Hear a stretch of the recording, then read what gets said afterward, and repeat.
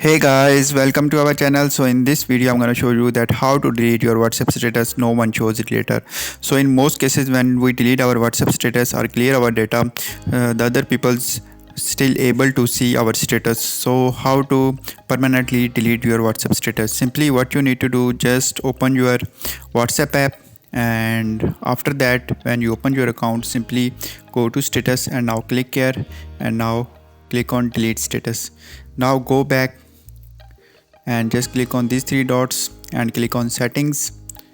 After that here click to account. Now here click on delete my account. So you need to delete your account. In order to do this, simply just type your complete cell phone number here.